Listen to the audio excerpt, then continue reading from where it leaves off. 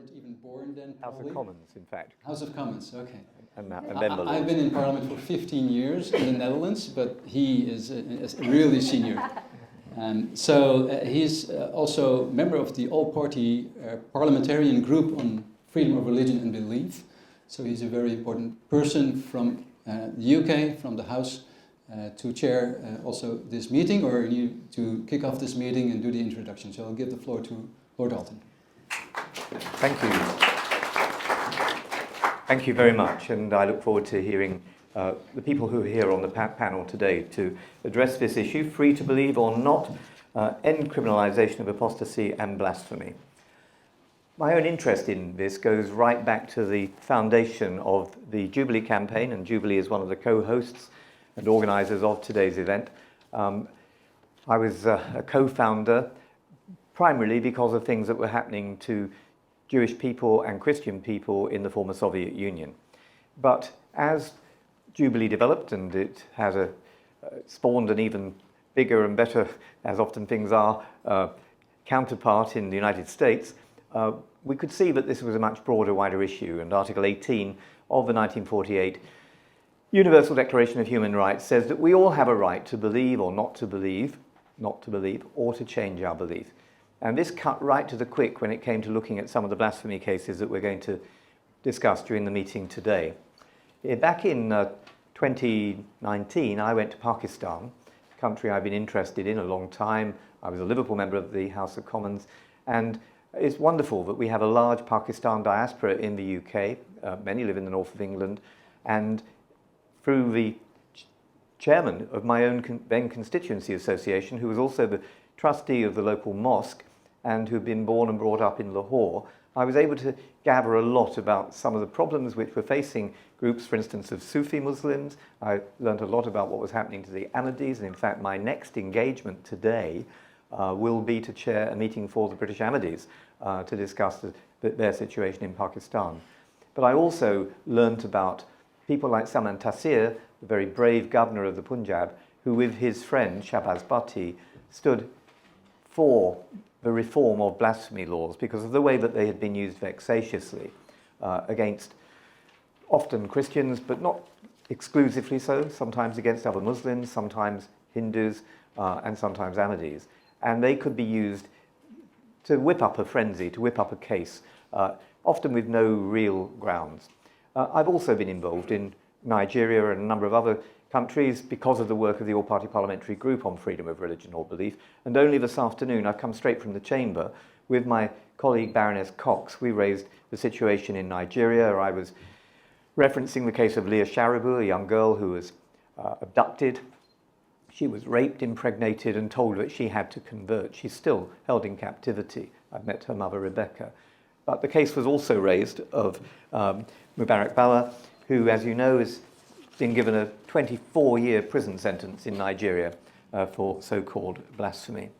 So in welcoming all of you here today to the IPU room, I mean, we are literally next to the Westminster Hall, the Great Hall, where the first meeting of Parliament took place in 1265, but it's also where some of our rather atrocious acts against fellow believers have been staged. It was where Thomas More, who was a member of the House of Commons and the House of Lords, he was Speaker of the House of Commons, but where he was tried because he refused to conform to an edict, which was primarily about religious beliefs and values. It was also where men like Edmund Campion stood trial, and he was then hung, drawn and quartered.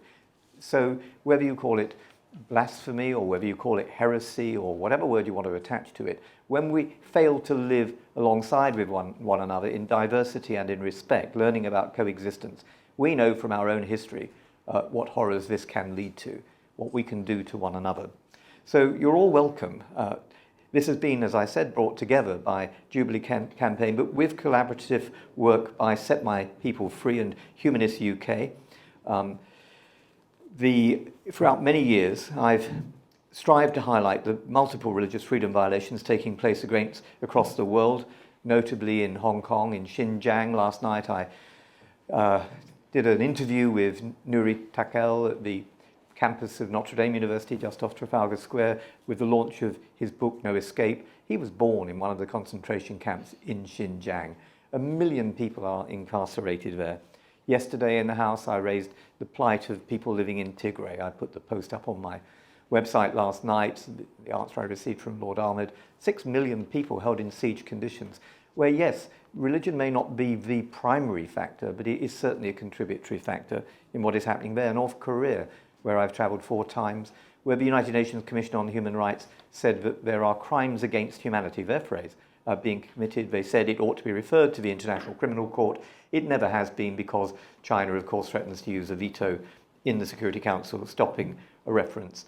I've just mentioned Nigeria, but Myanmar, Burma, I travelled illegally into Burma, into the Karen state, and I was there 3 years ago and visited some of the places where Rohingya live, and I saw the appalling things that were being done to them by the military, but often on the grounds of religion. So today's event will focus on the nations which impose harsh legal and extra-legal punishment upon individuals accused of offending a faith or leaving the majority religion of their nations. The UN Secretary-General, in his annual report on the question of the death penalty, and I speak as someone who, man and boy, has always opposed the death penalty, made clear that the death penalty, I quote, must never be imposed as a sanction for specific forms of non-violent conduct, such as apostasy, blasphemy, adultery, and consensual same-sex relations. Now, despite this, at least 12 nations continue to maintain the death penalty for apostasy and blasphemy, and these countries include Afghanistan, where we've seen the re-emergence of some of the excesses of the Taliban, particularly directed at women, but also minorities like the Hazara, Brunei, Iran, the Maldives, Mauritania, Pakistan, Qatar, Saudi Arabia, Somalia, United Arab Emirates, Yemen, about which we'll hear more from John, and some northern states of Nigeria. In Afghanistan, following the Taliban's takeover in August 2021, Christians have reported receiving menacing phone calls threatening revenge for their faith. In Pakistan, tens of Christian converts and Ahmadi Muslim minorities are currently on death row for alleged blasphemy. And in one recent and extremely horrific case, 22-year-old Christian University student Deborah Samuel Yakubu was stoned to death and subsequently set on fire by her male classmates after she'd criticised her school class WhatsApp group for their focus on religious-related content and had stated that Jesus was the reason she was able to pass her exams. In the weeks following this senseless killing, already 2 other young Nigerian women have been threatened with death for their public condemnation of Deborah's murder. And of course, we've observed some remarkable progress in recent years towards the repeal of criminalisation of blasphemy and apostasy. In 2020, for instance, Sudan's civilian-led transitional government ratified the Miscellaneous Amendments Act, which repealed the crime of apostasy. But I might tell you that as recently as last week, I stood on a platform alongside Maryam Ibrahim. Some of you will remember she was the young woman in Sudan who was chained to the floor and forced to give birth at 8 months gestation, having been sentenced to death for apostasy and previously sentenced to 100 lashes for blasphemy. So these are not entirely past events, and sadly in Sudan, with the re-emergence again of a military dictatorship, we all know what Omar al-Bashir did previously in places like Darfur. Unfortunately, it's happening all over again. So we've got to do more to bring about a global end to the use of capital punishment for perceived religious offences. Jubilee campaign and Set My People Free recommend the insertion of FoRB-specific language into 2 United Nations General Assembly resolutions that are up for a vote against, again, this coming November. The resolution on extrajudicial, summary or arbitrary executions, and the resolution for a moratorium on the death penalty. And more specifically, I might add, they recommend that these resolutions address, and I quote, that the death penalty can never be imposed as a sanction for non-violent conduct, such as apostasy and blasphemy. So thank you, all of you, for being here today, for your attendance. We hope you'll join in the growing calls for freedom to believe and an end to the criminalisation of apostasy and blasphemy. Thank you. Thank you very much, Lord Alton, for this introduction and giving a broader overview of what's happening on freedom of religion worldwide, and especially your warm interest and your involvement in this fight for freedom of religion and belief. So that's really encouraging to hear, and also your personal stories. We go quickly to Miss Chiara Porro, who has to leave after her speech, but that doesn't mean that she is not involved. On the contrary, Australia is very much involved, and we're happy that they're even a front runner for this plea that they did last year in 2021 in the Human Rights Council. She probably is going to explain, so I'm not taking her words from her mouth, but please welcome Chiara Porro as Ambassador of Australia for the Holy See. Thank you, Joel, and thank you also to Lord Alton for those initial comments. So my name's Chiara, and I'm Australia's ambassador to the Holy See, but I'm also Australia's representative on the International Religious Freedom of Belief Alliance, and I've been quite actively involved in religion and foreign policy issues over the 2 years that I've been in this role. I'd like to thank the Jubilee campaign and the other partners as well for organising this event. And I apologise in advance for having to leave for another commitment. I'd particularly like to thank also the other speakers that will speak today, who will share their experiences of persecution based on freedom of religion or belief. I think their courage in sharing their stories to affect change is really crucial to amplify victim survivors' voices in this conversation and reflect on lived experiences of those persecuted for their religious beliefs, including to better understand the impact of our policy, being a government representative, of our policy discussions and the implementation of our policies. Australia firmly opposes the death penalty in all circumstances for all people. We support and advocate strongly for the universal abolition of the death penalty, and we urge all countries that carry out capital punishment to cease executions and establish a moratorium on the use of the death penalty. At the very least, we call for countries to reduce the scope or incidence of the application of the death penalty, and we strongly oppose the use of blasphemy and apostasy laws to discriminate against religious belief or practice, and the application of the death penalty to these crimes. This is very much in line with Australia's principled support for freedom of religion or belief for all. Last year, and I'd recommend to those of you who are not familiar with it, we funded and launched the Killing in the Name of God report on religious offences and the death penalty, which was discussed at the UN General Assembly and also in other forums. This year, I was pleased to speak at the Jubilee campaign side event at the 49th session of the Human Rights Council as well on protecting life, repealing the death penalty for apostasy and blasphemy.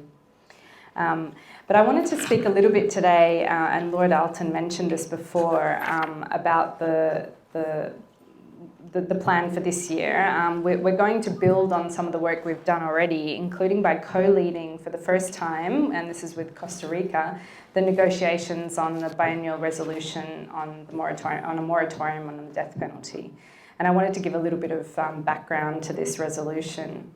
It obviously calls for states to establish a moratorium on the death penalty, on execution.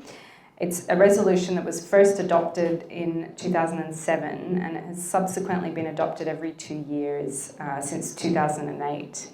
The last time it was passed was in 2020, and there's been a growing number of countries voting in support of the resolution each year. So in 2020, there was 147 countries that voted yes or abstained, and there was only 38 that voted no only. That's still quite a number.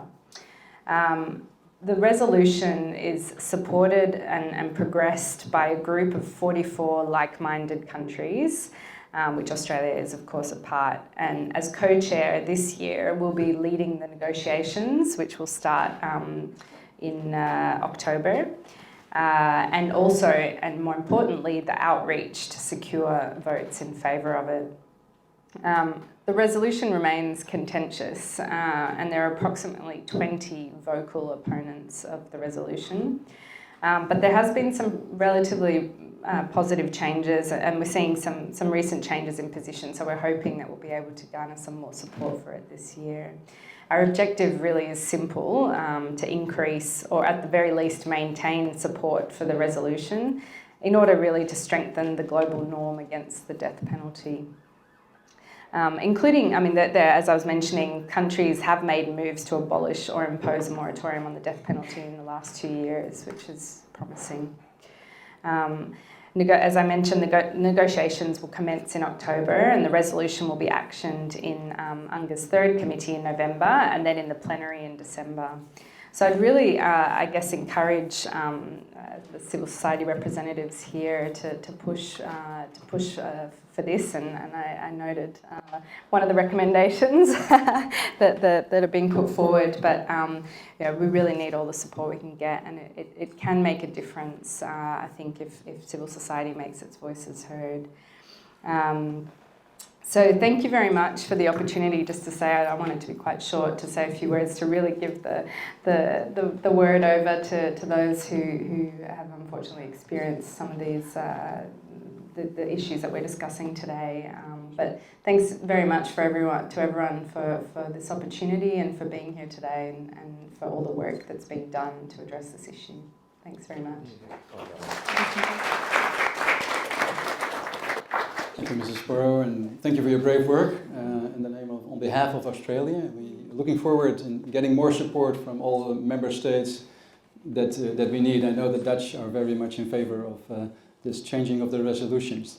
So the next speaker is Mrs. Gulalai Ismail. Let me see. Oh, it's on the screen. We'll have her story about Pakistan. Mrs. Ismail is a Pashtun human rights activist and is founder and chairman of Aware Girls, a Pakistan-based NGO working towards elimination violence and discrimination against women and girls. And Mrs. Ismail is also a global ambassador of the Humanist International. So let's listen to her. Hi, thank you, Minister, for providing me an opportunity to speak at this forum today. I will be speaking about the need of ending criminalization of blasphemy and apostasy all over the world. The criminalization and blasphemy and apostasy is a threat to both humanist and human rights defenders in Pakistan.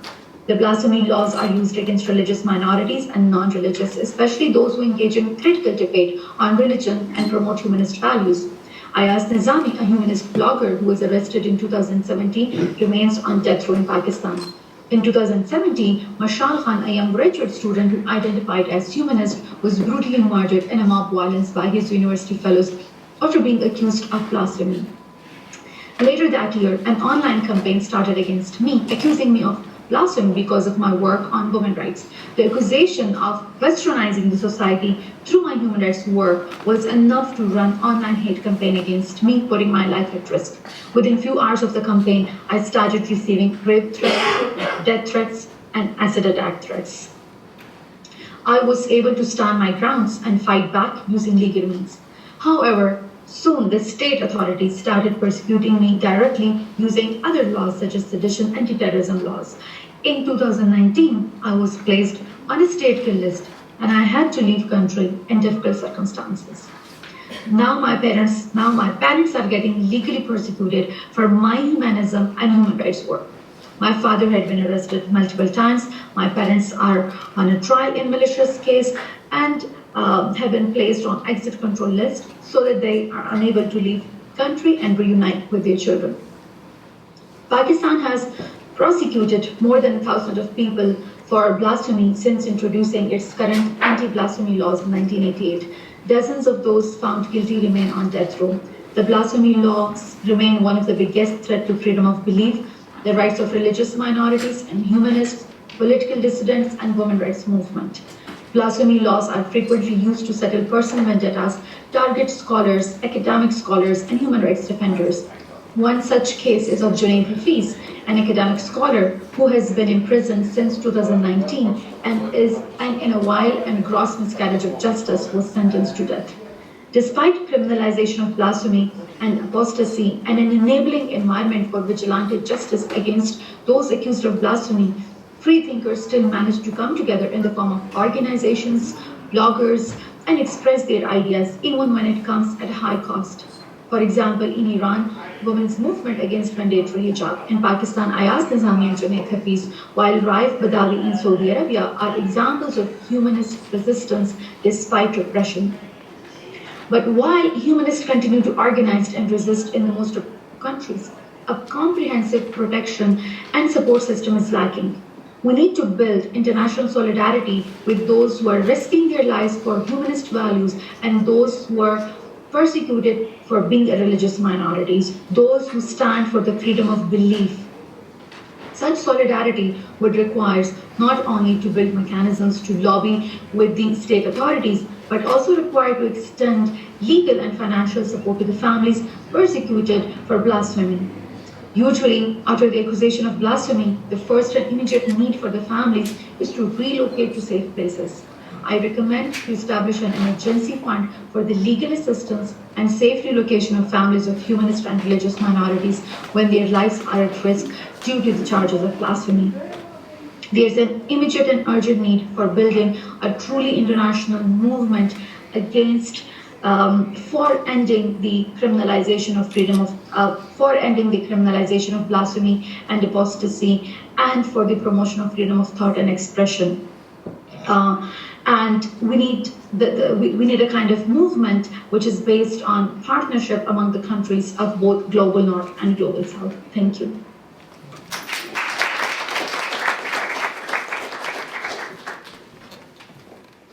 So there was a story about Pakistan and even the broader region. We continue quickly to Parris Richter. I know her from the video screens because of the Zooms that we did together with Dr. Ahmed Shaid, the Special Rapporteur on Freedom of Religion and Belief. She's been active in this field for 20 years. Thank you, Ambassador, again. Porro, and bless you. And she's been working with Dr. Shaid for many years, fighting freedom of religion, the right to freedom of religion. So I give her the floor. Thank you. I'm not sure if this is on. Okay. Thanks for the introduction, and thank you for allowing me to join you this afternoon. Dr. Shaid has been struck with COVID and is bedridden and unfortunately won't be able to attend any of the events that he had hoped to engage in this week. But I am here to send a message from him about his work on this issue over the course of the 6 years that he's been Special Rapporteur on Freedom of Religion or Belief. Now, I wanted to just stop a second and talk about the fact that approximately 58% of all communications that have been issued by 4 special rapporteurs on freedom of religion or belief since 2004 address the rights to freedom of expression, conscience, religion, or belief. These interventions raise concern about countless of reports received by their offices detailing surveillance, intimidation, harassment, prosecution, threats to bodily harm, torture, and murder following acts that had exceeded the limits imposed by law or by social convention on peaceful manifestations of thoughts, conscience, and religion or belief, or acts that had offended the sensitivities of others by denigrating what they held to be sacred.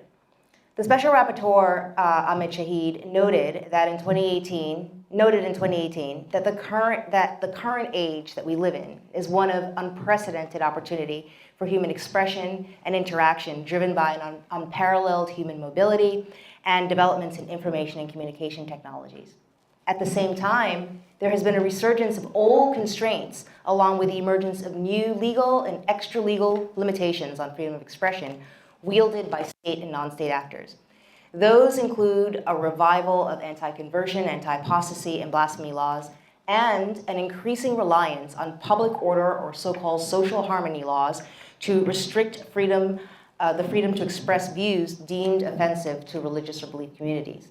Now, anti-conversion laws exist in about 16.4% of all states in the world that prohibit all proselytizing regardless of who is engaged in that activity, and 45.2% of all states that prohibit proselytizing by foreign clergy. In 2015, conversion efforts gave rise to incidents of social hostility falling short of physical violence in 25 countries. Some opponents of the unfettered right to proselytize argue that limits are necessary to preserve social order. They note that where competition between religious groups is hostile, where there is a history of religious violence, or where attempts to give religion a public role in life run counter to the state's views on that role, restrictions on proselytizing by antagonistic groups maintains harmony in society and prevents further conflict. Others maintain that proselytizing can and should be restricted if it is aimed at vulnerable populations or employs coercive or deceptive methods by attempting to trick, threaten, or force individuals to change their religion. But such laws often violate the forum internum and forum externum aspects of freedom of religion or belief. Now, at least 20 countries in the world penalize apostasy. And in these jurisdictions, laws are used to enforce religious dogma, such laws are often justified on the grounds of religious doctrine. Many of you also know that something like 40% of UN member states have anti-blasphemy laws on the books. This is 90% of all Middle Eastern and North African countries. If you count them as 20, it's 18 of them. 38% of sub-Saharan African countries, 34% of Asian Pacific countries, 34% of countries in the Americas, and 31% of countries in Europe. This is according to Pew. Now, those who support criminalizing blasphemy argue that criticism of religion or defamation of religious figures is a variant of hate speech. These proponents hold the view that there are insufficient prohibitions on speech that negatively stereotypes particular religions, and that this poses a threat to social harmony and the rights of individual adherents of those religions. They assert that these convictions held in earnest, such as those inspired by religious belief, constitute a foundation of human identity, analogous to race, ethnicity, or other immutable characteristics. Such attacks on a defining characteristic such as religion or belief, they say, are grounds for prohibition in the same way that hate speech laws are applied to protect vulnerable persons or groups who are targeted on the basis of race, ethnicity, gender, or sexual orientation. In reality, however, anti-blasphemy laws are generally focused on the degree to which speech causes offense or outrage to religious sentiments, and not to the extent to which that speech undermines the safety or quality of the individuals holding such views. In recent years, states have also adopted measures aimed at promoting or strengthening public order. By and large, their application served to protect majority religious sentiments or state-imposed religious or belief orthodoxies. Often referred to as public order laws, these measures either prohibit attacks on religious belief that could be deemed blasphemous or limit expression of views relating to religion or belief that conflict with those of the majority. Short of direct links to acts of violence, the tendency to characterize certain manifestations of religion or belief as extremist or a threat to public order includes the activities of missionaries or others who seek to convert others to their faith. Some assert that the expression of certain views within a society may create discontent, subvert national unity, or undermine public order and public safety. In some jurisdictions, anti-terrorism legislation targets newer communities and is being used to generate cases of alleged blasphemy offenses in counterterrorism courts. The Special Rapporteur has noted that in recent years, anti-blasphemy laws have been falling out of favor, with some governments moving to reform or fully repeal them. Instead, more and more states are apparently trending towards enacting laws on hate speech, as I said earlier. Now, these laws are often formulated in vague terms or focus on banning specific content, such as laws that and mimic laws that prohibit blasphemy. Now, laws formulated in this way are often applied to reinforce the dominant political, social, or moral narrative and opinions of a given society. They frequently target opposition voices and dissent and censor minorities. Thus, states use hate speech laws against the very minorities those laws are designed to protect. In some cases, hate speech laws are even used to restrict minorities from promoting their culture, their identity, or from expressing concern about discrimination against them as minorities. The Special Rapporteur notes that when governments restrict freedom of expression on these aforementioned grounds, peaceful expression or political and religious views is subject to potential prohibition.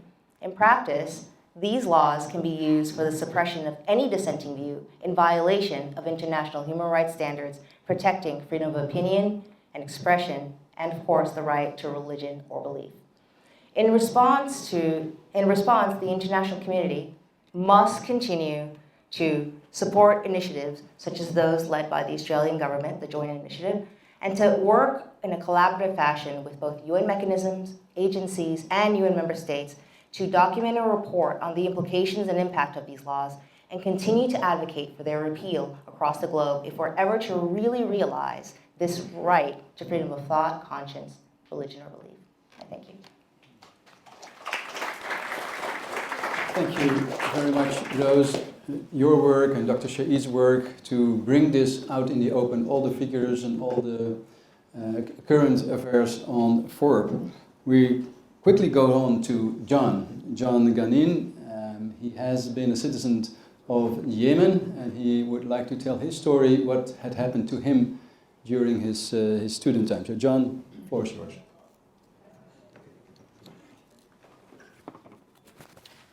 Thank you so much for having me here, and I would like to thank Jubilee campaign and Free My People, and thank you so much Lord Alton and all of God bless you, and we give glory to the Lord. I am John Ghanim from Yemen. I was born in Yemen, and I am an ex-Muslim follower of Jesus Christ because I found the meaning of life through Jesus Christ. And you know, in article, as he mentioned, in Article 18, everyone has the right to freedom of thoughts, conscience, and religion. This right includes freedom to change his religion. This is what I did. I changed my religion. I follow Christ because I found the meaning of life.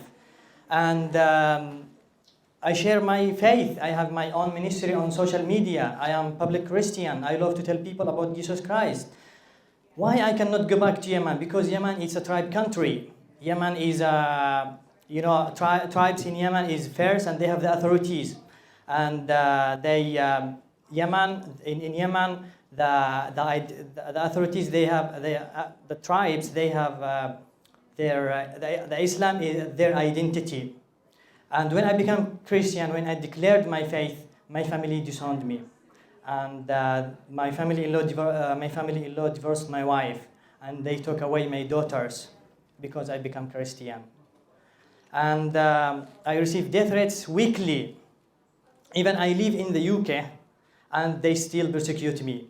I receive a warning from Yemeni community. They want to take me down because they want to silence me. They don't want me to speak freedom. They want to exercise my religion. Why? So, but you know, I have Jesus Christ, and this is why today, this is why we're here. We will share, and we will continue, and we will not give up. And I do believe that we are exist, and everyone as exist should exercise his freedom. And finally, I want to say we are in serious danger. And we appeal to you, we appeal to all of you to stand with persecuted Christians in Middle East, in Yemen, in these persecuted countries. So stand with them. We need to stand with them because they can't speak for themselves. Like in Yemen, you are not allowed to become a Christian. Why? You are not. There is underground Christians in Yemen, but they are under fear. They are in secret, so they cannot worship in freedom. Their dreams is to worship in freedom way. So we need to stay with them. We need to stand with them, and we need to support them. One voice, in one heart, and one spirit. And I see in this country, in Europe, like freedom is essential. But in our country, it's not. You born as a Muslim, you will die as a Muslim. If you leave Islam, you are apostate, and they will kill you. Because even Yemeni law is based on Islam. So today we appeal to all of you to stand with persecuted Christians because they are human beings and they have their dignity to live as a human being and to exercise their freedom. So thank you so much.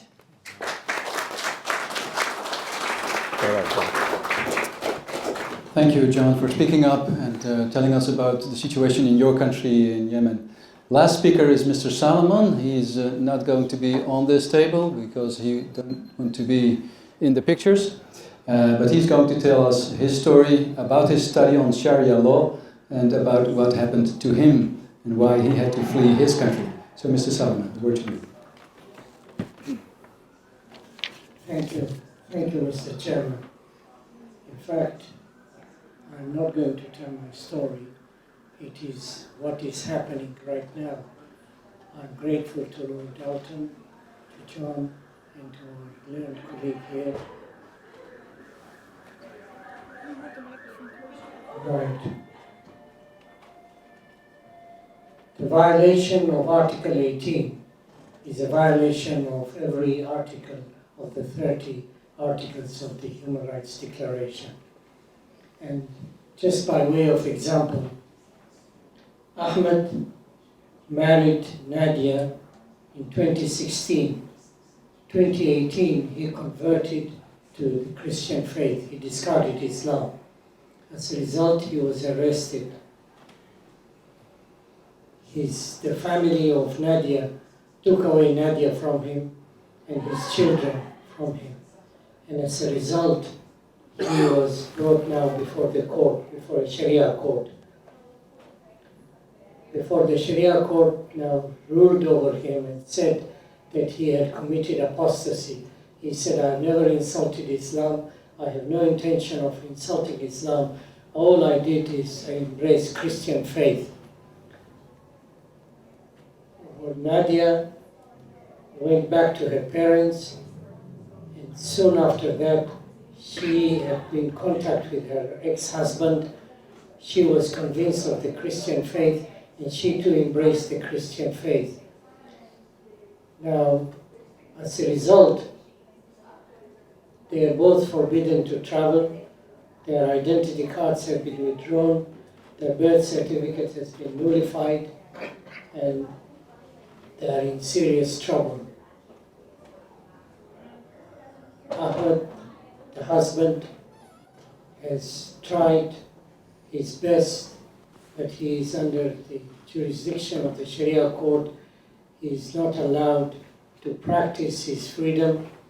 He has lost his job, and the story continues. He is liable to be facing a death sentence, though the government says that the apostasy laws have been banished and dissolved. So what John shared is a true example, and of Nadia. This couple are struggling at the moment. They need to leave the country. They can't because they have no documentation. And every country in the world where there is blasphemy law, particularly Islamic countries, we face the serious trouble of the violation of human rights and freedom. Thank you, Mr. Chairman.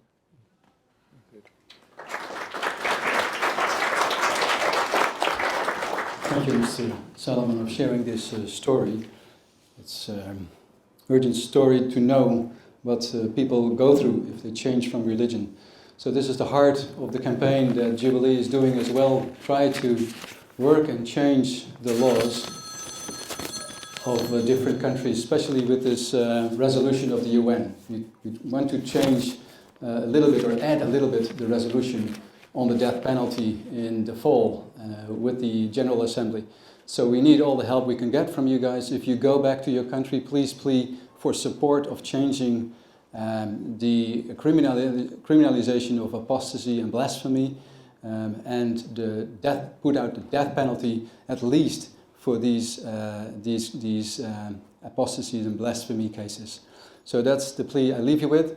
I thank the panel for sharing your stories, your involvement, and your brave stand-up for religion of freedom, especially Lord Alton. Thank you. We know you have a busy schedule, and keep up the good work, and we see you all next time. Bye-bye. Thank you.